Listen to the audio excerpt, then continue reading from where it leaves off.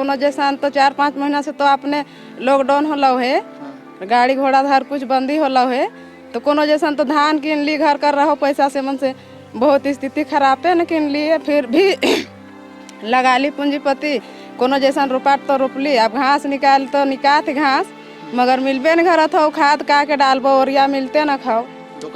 दुकान में गेले भी बोला है ना, दुकान ने नहीं कि ओरिया आते न खाओ, मन के रेट बढ़ा के चलते बोला है ना कि मैदे न खाओ, तो किसान के तो बहुत ही दिक्कत होत है। तो अभी अगर यूरिया नहीं लगाता तो का एकर में नुकसान का होगा? नुकसान का होता तो किसान के मार जात हो, इतना खटलियो बाल बच्चा से सब गेलो सेथी में धान खराब हो जाते तो नहीं डालबो मैद तो खराब होता, हर साल डालियो तो अच्छा धान फसल हो पीला हो जाता धान।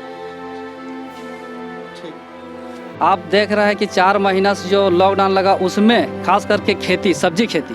पूरा खेत में ही बर्बाद हो गई। उससे जो आमद आने वाला था, पैसा आने वाला था, एक पैसा किसी किसान का नहीं आया। और वो स्थिति में किसान धान का खेती कैसे किया होगा ये आप लोग बेहतर जान रहे हैं कि पूंजी एक पीस नहीं था किसी के पास, 1 रुपया का मोहताज था, फिर भी कहीं से इंतजाम करके किसी इसे उसे कर्जा कर करके किसान किस परिस्थिति में धान का बीज खरीदा और अभी लगाया है।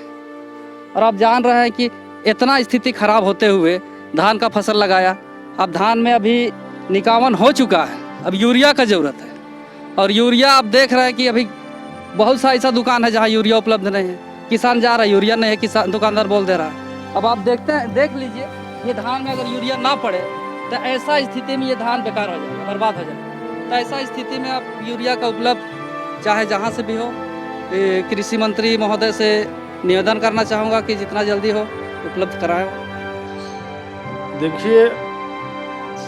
झारखंड का जो ये सरकार है, वर्तमान सरकार जिसका मुखिया हेमंत सोरेन जी हैं, ये पूरी तरह से ये सरकार कई मामलों में फेलियर है। खास करके किसानों के मामले में ये किसान विरोधी साबित हो चुके हैं। किसानों के हित में कई महत्वाकांक्षी योजनाएं संचालित थी राज्य में, उन योजनाओं को बंद करने का काम हेमंत जी के द्वारा किया गया। अभी जब किसान को यूरिया की ज़रूरत है, अभी किसान रोपा समाप्त किए हैं, अपने खेतों में अच्छे पैदावारी के लिए उनको खेत में यूरिया खाद देने की ज़रूरत है, तो अभी किसान को यूरिया जब किसान लेने जा रहे हैं तो उनको पहले बात तो मिल नहीं रही है, दूसरी यदि कहीं गलती से मिल रही है तो दुगुने रेटों पर, दरों पर मिल रही है।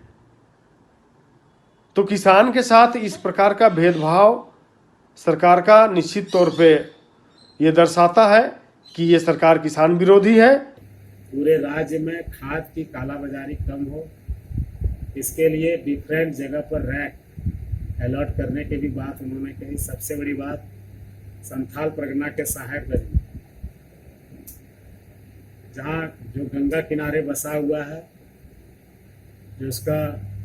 टर्मिनल है, उस पर जल मार्ग के रास्ते से खाद का रैक उपलब्ध कराया जाएगा, जिससे पूरे संथाल परगना में सुगमता से किसानों को खाद समय पर पहुंचाया जाएगा। जिन कंपनियों को अलॉटमेंट दिया गया है, जो इंपोर्टेड यूरिया का सप्लाई यहाँ पर करेंगे और जिन्होंने सप्लाई देने में देरी की है, IPL कंपनी का नाम है, उसको भी निर्देशित करने को कहा गया है कि वो किसानों को जो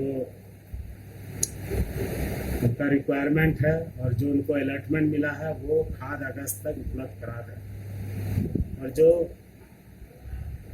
हर कंपनी धनबाद जिले के अंतर्गत सिंदरी में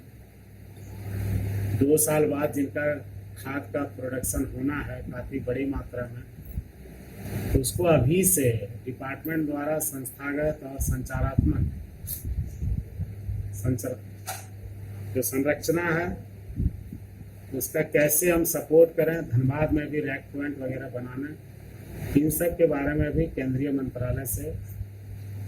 आग्रह किया गया, जिस पर उन्होंने सहमति जताई। साथ ही जो